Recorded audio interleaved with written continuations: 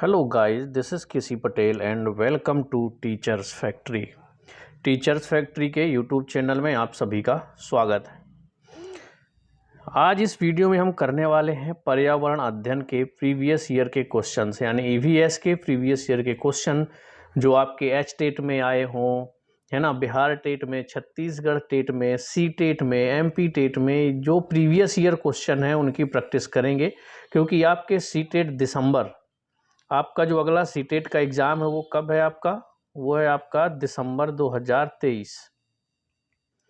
ठीक है, तो जितने भी बच्चे हैं जो दिसंबर 2023 के सीटेट एग्ज़ाम की तैयारी कर रहे हैं तो वो लोग चैनल के साथ ज़रूर जुड़ जाइए। यहाँ पर अब आपकी रेगुलर क्लासेस स्टार्ट होने वाली हैं और एग्ज़ाम से पहले आपका पूरा सिलेबस कंप्लीट कर दिया जाएगा यूट्यूब पर ही। ना तो कोई आपको पेड कोर्स लेने की ज़रूरत है और ना ही कुछ। और यहाँ पर प्रैक्टिस क्वेश्चन आपको इतने करवाए जाएंगे कि अगर आपने प्रैक्टिस क्वेश्चन ही कर लिए तो उतने में ही आपका सीटेट एग्ज़ाम आराम से क्वालिफाई हो जाएगा। ठीक है, तो हम लोगों का पर्यावरण अध्ययन का 30-30 क्वेश्चन का सेट रहेगा। इसकी पर डे क्लासेस आएंगी। ईवीएस की आपकी फिर सीडीपी हो गया, उसका थ्योरी क्लास रेगुलर चलेगा। ठीक है, जैसे आपका हिंदी पेडालॉजी हो गई, इंग्लिश पेडालॉजी हो गई, इन सब की मैं प्लेलिस्ट बना लूँगा। ठीक है, और आपको प्लेलिस्ट की लिंक भी डिस्क्रिप्शन में दे दूंगा, तो वहाँ से आप पूरी प्रिपरेशन सीटेट दिसंबर 2023 में जो आपका होने वाला है उसकी कंप्लीट तैयारी आपको यूट्यूब में फ्री मिलने वाली है। ठीक है, आपके जैसे प्रैक्टिस सेट हो गए वो रेगुलर तरीके से चलेंगे। तो चलिए, आज का जो हमारा वीडियो है उसमें करने वाले हैं ईवीएस प्रीवियस ईयर के क्वेश्चन, एमसीक्यूज टाइप में रहेंगे। ठीक है, चलिए, इसके अलावा अगर आप हमें अभी तक चैनल को हमारे सब्सक्राइब नहीं किया है तो चैनल को सब्सक्राइब कर लें एंड बेल आइकन को ज़रूर प्रेस कर दें। ठीक है, ताकि जब भी हम कोई वीडियो अपलोड करें तो आप लोगों को नोटिफिकेशन के माध्यम से जानकारी मिल जाए कि कोई वीडियो अपलोड हो चुका है और आप आराम से प्रैक्टिस कर पाओ। चलिए, ठीक है, और अगर आप लोगों को वीडियो पसंद आता तो लाइक, शेयर एंड सब्सक्राइब ज़रूर करना है। ये सोशल मीडिया हैंडल ही हैं हमके। फेसबुक में भी टीचर्स फैक्ट्री नाम से है, इंस्टाग्राम में भी टीचर्स फैक्ट्री 21, टेलीग्राम में भी टीचर्स फैक्ट्री 21 ऑफिशियल नाम से है। इन सभी की लिंक आपको डिस्क्रिप्शन में मिल जाएगी। ठीक है, अब ये देखिए, यहाँ पर ईवीएस प्रीवियस ईयर क्वेश्चंस हमारे स्टार्ट होने वाले हैं। अब हम करेंगे ईवीएस के प्रीवियस ईयर के क्वेश्चन। चलिए, यहाँ से स्टार्ट होते हैं हमारे क्वेश्चन। जो पहला क्वेश्चन दिया हुआ है, पहला क्वेश्चन क्या है? वनोन्मूलन के फलस्वरूप निम्नलिखित में से किस वायुमंडलीय गैसीय संगठन के स्तर में वृद्धि होती है? फर्स्ट क्वेश्चन ये है, वनोन्मूलन के फलस्वरूप निम्नलिखित में से किस वायुमंडलीय गैसीय संगठन के स्तर में वृद्धि होती है? यानी कि जब जंगलों को काट दिया जाएगा तो फिर कौन सी ऐसी गैस है जिसका स्तर हमारा पर्यावरण में बढ़ जाएगा, वायुमंडल में बढ़ जाएगा? ऑप्शन आपको दिख रहे हैं, कार्बन डाइऑक्साइड, ओजोन, ऑक्सीजन, जलवाष्प। तो इसका जो आपका आंसर होगा वो होगा CO2 यानी कि कार्बन डाइऑक्साइड। चलिए, अगला क्वेश्चन आप देख पा रहे होंगे। अगला क्वेश्चन हमारा क्या है? निम्नलिखित में से, अगला क्वेश्चन है, निम्नलिखित में से पक्षी के नर व मादा दिखने में समान होते हैं? यानी कि ऐसे कौन से पक्षी है जो चाहे वो नर पक्षी हो या मादा पक्षी हो, दोनों एक जैसे दिखते हैं? आपके ऑप्शन है बुलबुल, कोयला, गौरैया और मधुखोरा। तो आपका जो आंसर होगा वो होगा बुलबुल। ये आपका एचटेट 2015 में देखिए आया हुआ है। क्वेश्चन के सामने कौन से टेट में आपका एग्ज़ाम आया है और कौन से ईयर में ये क्वेश्चन आया हुआ है, ये चीज़ें आपको यहाँ पर दी हुई है। एचटेट 2015 में आया हुआ है। ये क्वेश्चन भी आपका एचटेट 2015 में आया है। क्वेश्चन क्या है? प्राकृतिक संसाधन होते हैं। आपके ऑप्शन हैं जल, खनिज, लकड़ी या फिर सभी। तो देखिए, जल भी एक प्राकृतिक संसाधन है, खनिज जो होते हैं वो प्राकृतिक संसाधन होते हैं। खनिज में आप कई चीज़ें ले सकते हैं, जैसे कि हीरा हो गया, है ना, कोयला हो गया। ये सब क्या होता है, धरती के नीचे हमको मिलता है, पृथ्वी के नीचे मिलता है। तो ये लकड़ी है, ये भी क्या है, एक प्राकृतिक संसाधन है, ये मनुष्यों द्वारा तो नहीं बनाया गया है ना। तो इसीलिए ये जो सभी, इसका आंसर होगा उपरोक्त सभी, यानी जल, खनिज और लकड़ी, ये सभी क्या हैं, प्राकृतिक संसाधन हैं आपके। अगला क्वेश्चन देखते हैं, चौथा क्वेश्चन है अपना। चौथा क्वेश्चन है, कीट भक्षी पादप जिस मृदा पर उगते हैं उसमें कौन सा तत्व नहीं होता है। ऑप्शन आपके नाइट्रोजन है, कार्बन है, सल्फर है, पोटेशियम है। इसमें जो राइट आंसर होगा वो होगा नाइट्रोजन। अब इसमें क्वेश्चन पूछ के रहा है, कीट भक्षी पादप, यानी कि जो कीटों को खाने वाले पौधे हैं, पादप हैं, वो जिस भी मृदा पर उगते हैं उनमें से कौन सा तत्व नहीं पाया जाता है। तो आपका ऑप्शन है नाइट्रोजन, कार्बन, सल्फर, पोटेशियम। तो जो आपका आंसर होगा वो होगा नाइट्रोजन, उसमें नाइट्रोजन नहीं पाया जाता है। समझ पा रहे हैं, उस मिट्टी पर नाइट्रोजन नहीं पाया जाता है। अगला क्वेश्चन है हमारा, निम्नलिखित पौधों में से कौन सा वृक्ष का उदाहरण है। ये भी एचटेट 2015 में आ चुका है। ये चौथा नंबर का क्वेश्चन भी आपका एचटेट 2015 में आ चुका है। फिफ्थ नंबर का जो क्वेश्चन है, निम्नलिखित पौधों में से कौन सा वृक्ष का उदाहरण है, तो आप ऑप्शन से ही लगा सकते हैं। ऑप्शन आपके बरगद है, गुलाब है, मेहंदी है और तुलसी है। तो इसमें वृक्ष कौन सा है आपको पता ही है, ऑप्शन देख के ही फटाफट बता देंगे। आपका बरगद जो है वो वृक्ष का एक उदाहरण है। अगला क्वेश्चन देखते हैं, 6 नंबर का क्वेश्चन है, निम्नलिखित में से कौन सा पक्षी स्वयं के लिए नीड़ का निर्माण नहीं करता है। अब नीड़ का मतलब क्या होता है, ठीक है, नीड़ मतलब घोंसला। क्या होता है, नीड़ का मतलब होता है घोंसला। तो क्वेश्चन में यहाँ पर आपसे घोंसला भी लिख के पूछ सकता है कि स्वयं के घोंसले का निर्माण नहीं करता है, या फिर आपके नीड़ का निर्माण नहीं करता है। लेकिन नीड़ का निर्माण नहीं कर सकता, इस टाइप का क्वेश्चन आपका एचटेट यानी कि हरियाणा टीईटी में आपका 2015 में आ चुका है। ऑप्शन है आपके कौवा, कोयल, गौरैया और बुलबुल।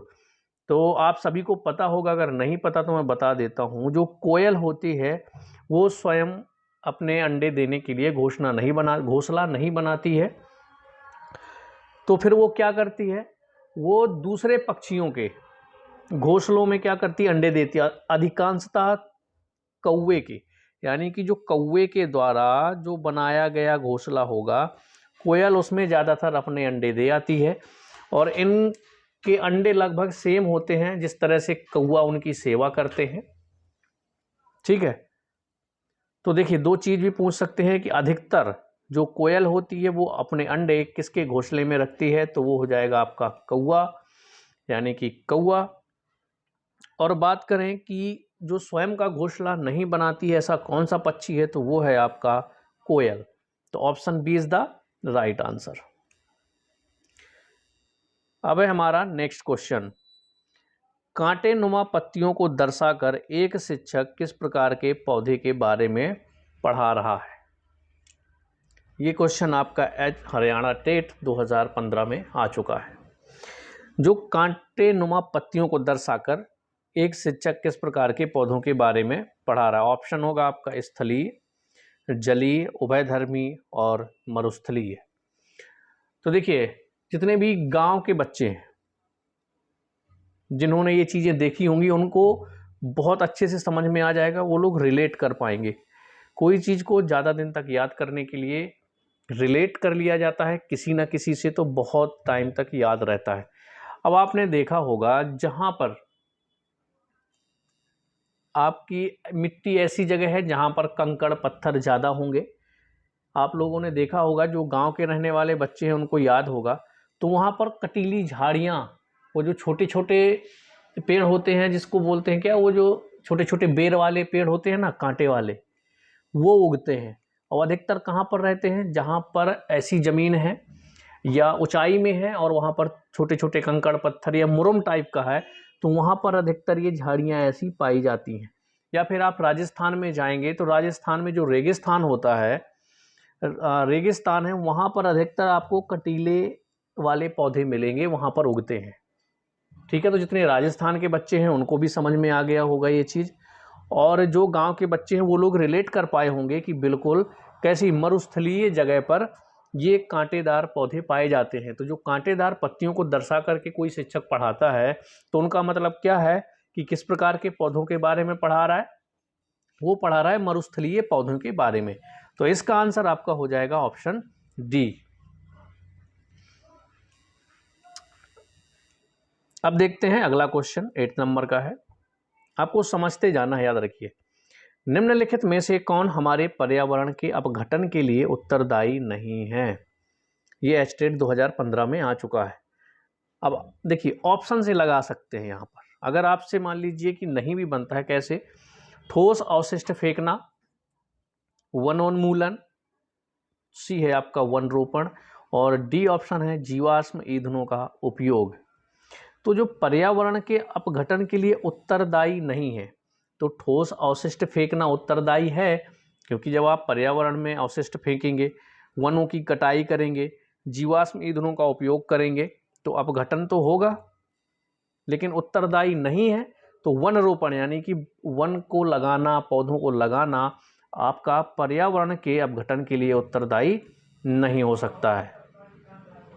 अगला क्वेश्चन है 9 नंबर का आपका, पत्तियों में हरे रंग की उपस्थिति निम्न में से किस कारण से होती है? ये भी आपका क्वेश्चन आया है एचटेट 2012 में। तो इसका तो आंसर आप आराम से लगा सकते हैं। ऑप्शन आपके ग्लूकोज, नाइट्रोजन, क्लोरोफिल और ऑक्सीजन है। तो जो आंसर होगा आपका सी होगा क्लोरोफिल। चलिए अगला क्वेश्चन 10 नंबर का जो क्वेश्चन है, प्रतिवर्ती क्रिया और प्रतिवर्ती चाप निम्न द्वारा बनता है। आपका क्वेश्चन आ चुका है एचटेट 2011 में। आंसर आपके मस्तिष्क मांसपेशी मेरुरज्जु है, लेकिन जो इसका आंसर होगा वो बी नंबर का होगा। किससे? प्रतिवर्ती क्रिया और प्रतिवर्ती चाप किसके द्वारा बनता है? संवेदांग, मेरुरज्जु और मांसपेशी से बनता है। चलिए अगला क्वेश्चन, गोवा के दक्षिण का पश्चिमी घाट कहलाता है। जो गोवा के दक्षिण का पश्चिमी घाट होता है उसे किस नाम से जानते हैं? ऑप्शन आपको चारों दिख गए होंगे, क्योंकि हम यहाँ पर रिवीजन कर रहे हैं, आपकी प्रैक्टिस करवा रहे हैं, तो थोड़ी जल्दी जल्दी करेंगे। तो आंसर जो होगा आपका मालाबार होगा, यानी कि option A is the right answer. HTET 2011 का आया हुआ क्वेश्चन है। क्वेश्चन नंबर 12 है, भारत में कहाँ सींग युक्त गेंडा मिलता है? एचटेट 2011 में आया हुआ है ना। आपको बता दें राइनोसोर बोलते हैं इनको इंग्लिश में, यानी कि एक सींग वाला गेंडा कह सकते हो। या सींग युक्त गेंडा कहाँ पाया जाता है? तो असम में आपका नेशनल पार्क है, उसमें पाया जाता है। I think Kaziranga national park उसका नाम है, जहाँ पर एक सींग वाला गेंडा पाया जाता है। तो वही क्वेश्चन पूछा गया कि भारत में कहाँ सींग युक्त गेंडा मिलता है, तो आपका असम हो जाएगा आंसर। अगला क्वेश्चन है, वन्य जीव संरक्षण पर निम्नलिखित में से कौन सा असरकारी संघ यानी कि एनजीओ समर्पित है? ये पंजाब टेट 2011 का आया हुआ क्वेश्चन है। आपके ऑप्शन देख लीजिए, WWF फॉर नेचर भारत का है, और अगला ऑप्शन है भारतीय वन्य जीव बोर्ड, राष्ट्रीय वन्य जीव क्रिया योजना। तो जो आपका आंसर होगा वो ए होगा, WWF फॉर नेचर, जो इंडिया का है एनजीओ। तो option A is the right answer. अगला क्वेश्चन देख लेते हैं, पौधे की 14 नंबर का क्वेश्चन है, पौधे और जंतु की संकटग्रस्त प्रजातियों को प्रदर्शित करने के लिए IUCN ने निम्न पुस्तक तैयार की है। ये आपका क्वेश्चन पंजाब टेट 2011 में पूछा गया, यूपी टेट 2018 में पूछा गया। इंपॉर्टेंट है आपके लिए, लेकिन मैं जितने भी क्वेश्चन करा रहा हूँ ये सभी इंपॉर्टेंट क्वेश्चन है। अगर आपने प्रीवियस ईयर सारे कर लिए तो कहीं कुछ और पढ़ने की ज़रूरत ही नहीं पड़ेगी। मान लीजिए जिस टॉपिक से क्वेश्चन आता है उस टॉपिक से कुछ और क्वेश्चन वो मैं खुद करवा दूंगा, परेशान होने की ज़रूरत नहीं है। लेकिन सबसे पहले करना है प्रीवियस ईयर, हर सब्जेक्ट के प्रीवियस ईयर क्वेश्चन करना है। तो आंसर आपका होगा इसका बी, रेड डेटा बुक। अब जो IUCN संस्था है ये रेड डेटा बुक पब्लिश करती है, ठीक है। अब वो रेड डेटा बुक में जो संकटग्रस्त प्रजातियां हैं या फिर जो प्रजातियां खत्म हो गई हैं उन सब की जो डेटा होता है वो रेड डेटा बुक में एकत्रित होता है, ठीक है। तो पौधे और जंतु की जो संकटग्रस्त प्रजातियां होती हैं IUCN ने निम्न पुस्तक तैयार की है उनके लिए, तो वो है रेड डेटा बुक, यानी कि answer B is the right answer. 15 number का क्वेश्चन है, बिश्नोई संप्रदाय स्थापित किया गया था किसके द्वारा? ये पंजाब टेट 2011 में आया हुआ क्वेश्चन है। 15 नंबर के क्वेश्चन का आंसर होगा सी, गुरु जम्बेश्वर। इन्होंने बिश्नोई संप्रदाय को स्थापित किया था, याद रखिएगा। 16 नंबर का क्वेश्चन, शांत घाटी जिसे राष्ट्रीय पार्क का दर्जा प्राप्त है कहाँ स्थित है? तो ये 4 ऑप्शन हैं जिसमें से आपका राइट आंसर होगा केरल में। Option D is the right answer. शांत घाटी राष्ट्रीय पार्क का दर्जा प्राप्त है, जिसे शांत घाटी जिसे राष्ट्रीय पार्क का दर्जा प्राप्त है, कहाँ स्थित है? तो ये स्थित है आपका केरल में। ताचिंगम राष्ट्रीय उद्यान स्थित है कहाँ आपका स्थित है? तो ये जम्मू कश्मीर में है, आंसर आपका बी हो जाएगा। ताचिंगम राष्ट्रीय उद्यान आपका जम्मू कश्मीर में है। चिपको आंदोलन के प्रणेता, देखिए ये इंपॉर्टेंट क्वेश्चन है आपका, ये ताचिंगम राष्ट्रीय उद्यान पंजाब टेट यानी कि पीटेट 2011 में आ चुका है। इसके बाद चिपको आंदोलन के प्रणेता कौन है? ये आपका पंजाब टेट 2011, सी टेट 2011 और यूपी टेट 2016 में आ चुका है। तो जो चिपको आंदोलन के प्रणेता थे वो थे सुंदरलाल बहुगुणा, यानी option B is the right answer. Project tiger कब लागू हुआ? Very very very important. देखिए यूपी टेट 2019, 2013, 2017 और पंजाब टेट 2011 में ऑलरेडी ये क्वेश्चन आ चुका है कि जो टाइगर प्रोजेक्ट है वो कब लागू हुआ था? तो लागू हुआ था आपका 1973 में, ये लागू कर दिया गया था। तो आपका option C is the right answer. सरीसृप के अंतर्गत निम्न में से कौन आता है? ये क्या होती है कि प्रजातियां होती हैं, तो जो सरीसृप में आता है ये आपका बिहार टेट 2013 में आ चुका है। देखिए बिहार टेट 2013 में आ चुका हुआ क्वेश्चन है, तो ये आंसर होगा आपका ए, कछुआ, यानी कि सरीसृप के अंतर्गत कौन आता है? कछुआ आता है। चलिए क्वेश्चन नंबर 21 आपका है, अभ्यारण्य का संबंध निम्न में से किससे है? ऊर्जा संरक्षण से है, या फिर आपका जल संरक्षण से है, या वन्य जीव संरक्षण से है, या फिर आपका डॉल्फिन संरक्षण से है? तो अभ्यारण्य का संबंध होता है वन्य जीव संरक्षण से, यानी कि option C is the right answer. आपका ये बिहार टेट 2013 में आया हुआ क्वेश्चन है, ठीक है। अब आपका क्वेश्चन नंबर 22 है, भारत का राष्ट्रीय पक्षी कौन सा है? ये आपका बिहार टेट 2011 में आया हुआ है। हाँ, ये अलग बात है, अभी जो क्वेश्चन का थोड़ा बहुत स्तर है वो चेंज हो चुका है। इतना सिंपल क्वेश्चन ये 2011-12 तब पूछे जाते थे, लेकिन इससे रिलेटेड याद रखिए, इसका मतलब ये नहीं है कि इससे रिलेटेड क्वेश्चन नहीं पूछे जाएंगे। जैसे यहाँ पर राष्ट्रीय पक्षी पूछ लिया गया है, तो उस हिसाब से आपका राष्ट्रीय कोई भी ऐसा साइन पूछा जा सकता है जो अभी इतना सिंपल नहीं लग रहा होगा आप लोगों को। तो प्रीवियस ईयर इसीलिए करना ज़रूरी है कि अगर आप प्रीवियस ईयर क्वेश्चन कर लेते हैं तो आपको आइडिया लग जाता है कि किस तरह से क्वेश्चन बनते हैं। और अगर आपने हर टेट एग्ज़ाम का, जैसे आप चाहे हरियाणा टेट की तैयारी करते हों, बी टेट की तैयारी करते हों, छत्तीसगढ़ टेट की तैयारी करते हों, या MP टेट की तैयारी करते हों, लेकिन अगर आपने सभी क्वेश्चन, चाहे देखिए PRT लेवल के एग्ज़ाम जहाँ भी हुए हैं सभी के प्रीवियस ईयर के क्वेश्चन हैं और रिपीट भी हों। देखिए जैसे आप देखेंगे बिहार टेट में 2011 में आया है, यही क्वेश्चन यूपी टेट 2013 में भी आया है। तो इस तरह से रिपीट भी क्वेश्चन होते हैं या थोड़ा बहुत चेंज करके उन क्वेश्चन को पूछा जाता है। तो प्रीवियस ईयर क्वेश्चन बहुत ही ज़्यादा इंपॉर्टेंट हैं, तो आप लोगों को प्रीवियस ईयर क्वेश्चन करना ही करना है, ठीक है। जो भारत का राष्ट्रीय पक्षी आपको पता ही है, मोर है, इसका बी आंसर हो जाएगा मोर। अब क्वेश्चन नंबर जो 23 है ये भी बहुत इंपॉर्टेंट है। अभी मैंने बताया कि जो चिपको आंदोलन है उसके प्रणेता कौन थे, तो अभी बताया बहुगुणा जी क्या थे, प्रणेता थे। लेकिन अब ये जो चिपको आंदोलन है किस राज्य से संबंधित है, ये क्वेश्चन आपका बिहार टेट 2011, यूपी टेट 2013 में आ चुका है और राइट आंसर इसका होगा आपका उत्तराखंड। यानी कि जो चिपको आंदोलन किस राज्य से संबंधित है, तो आपका उत्तराखंड से संबंधित है। अगला क्वेश्चन है प्रकृति में ऑक्सीजन का स्रोत क्या है, ये छत्तीसगढ़ टेट 2011 का आया हुआ क्वेश्चन है। ऑप्शन आपके समुद्री जल, वर्षा जल, पर्यावरण और हरे पौधे हैं।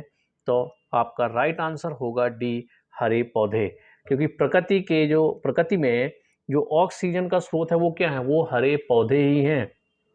ठीक है, इतना तो आप सब जानते भी हैं। अगला क्वेश्चन है आपका 25 नंबर का, शारदा एक्ट का संबंध निम्न में से किससे है, ये आपका छत्तीसगढ़ टेट 2011 में आया हुआ है, सीजी टेट 2011 में। आपके ऑप्शन हैं बाल विवाह, दहेज प्रथा, बाल श्रम और अनिवार्य शिक्षा। तो जो आपका राइट आंसर होगा वो होगा बाल विवाह। जो शारदा एक्ट है वो संबंधित है आपका बाल विवाह से।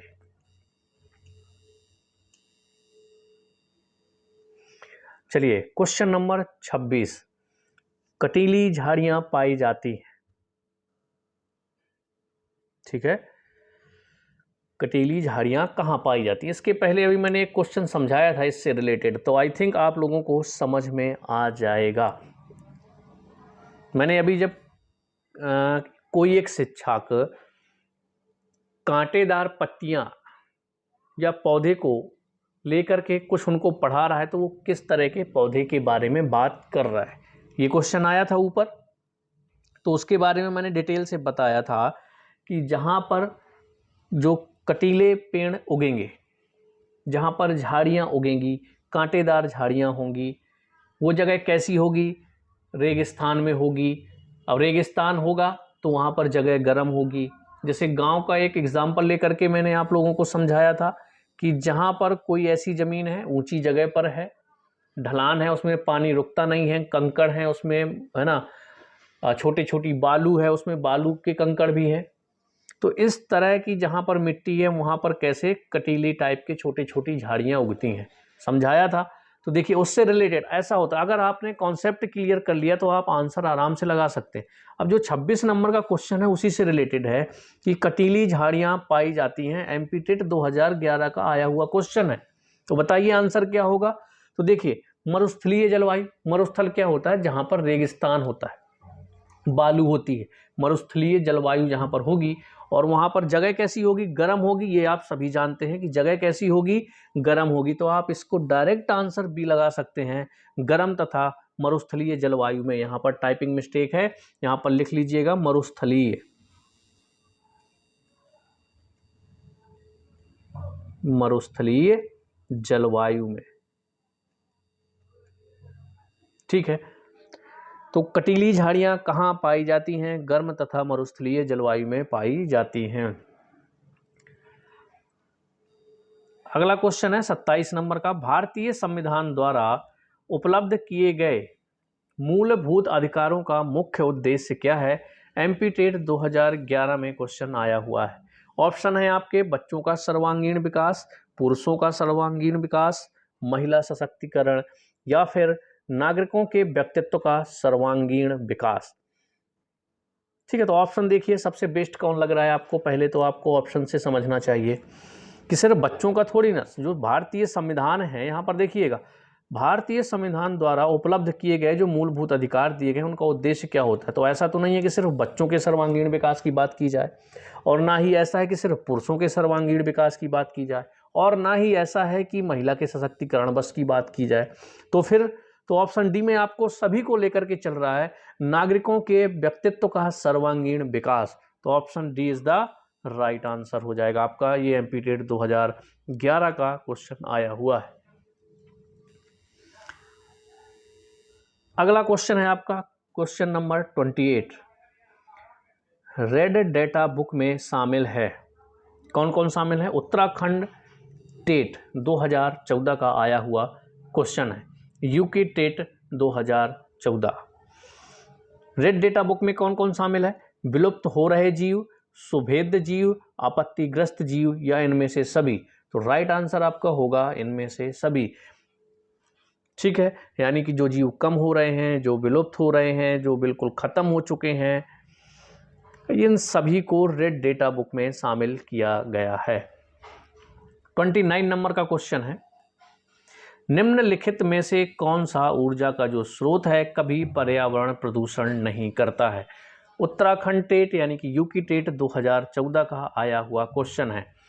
तो आप बिना देखे आंसर लगा सकते हैं कि जो सौर ऊर्जा है वो आपका पर्यावरण प्रदूषण बिल्कुल भी नहीं करता है। समझ रहे हैं? पर्यावरण प्रदूषण सौर ऊर्जा के द्वारा बिल्कुल भी नहीं होता है, क्योंकि पूरे दिन आपका सूर्य निकला रहता है। तो क्या प्रदूषण होता है? अगर ऐसा होता तो सोचिए कितना प्रदूषण हो गया होता अभी तक। तो क्योंकि सूर्य जो है वो तो हमेशा ही निकलेगा। नाभिकीय ऊर्जा से आपका पर्यावरण प्रदूषित होगा, कोयला से होगा, पेट्रोलियम से होगा, लेकिन सौर ऊर्जा से पर्यावरण प्रदूषण बिल्कुल नहीं होता है। तो आपका जो राइट आंसर होगा वो होगा सौर ऊर्जा, यानी कि आपका जो उत्तराखंड टेट 2014 में क्वेश्चन आया था, ये 29 नंबर का क्वेश्चन। 30 नंबर का क्वेश्चन है आपका, बाढ़ से समुद्रविद पौधे मर जाते हैं क्योंकि? उत्तराखंड टेट 2014 का आया हुआ क्वेश्चन है। तो जब बाढ़ में समुद्रविद पौधे हैं वो क्यों मर जाते हैं? तो उसका एक ही रीजन है, मूल में श्वसन रुक जाता है उनका।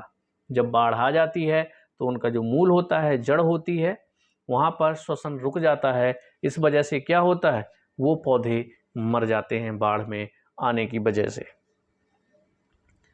और ये भी आपका क्वेश्चन इंपॉर्टेंट है, यूके टेट 2014 में आ चुका है।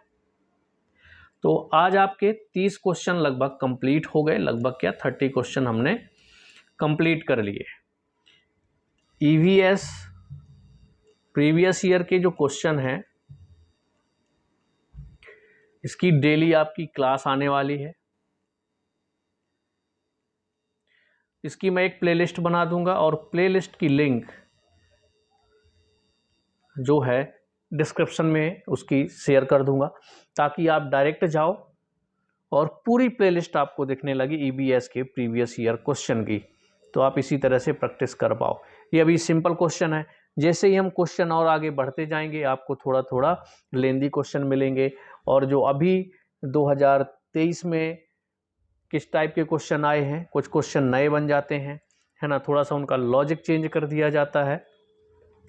तो जितने भी लोग सीटेट दिसंबर की तैयारी कर रहे हैं या फिर अभी एच टेट के एग्ज़ाम फॉर्म आई थिंक भरे जा रहे हैं, है ना, तो आप किसी भी स्टेट के टेट एग्ज़ाम की तैयारी करते हो, आप तो अभी फोकस करिए प्रीवियस ईयर क्वेश्चन पे। और सीटेट दिसंबर में आपका होने वाला है, सीटेट दिसंबर 2023।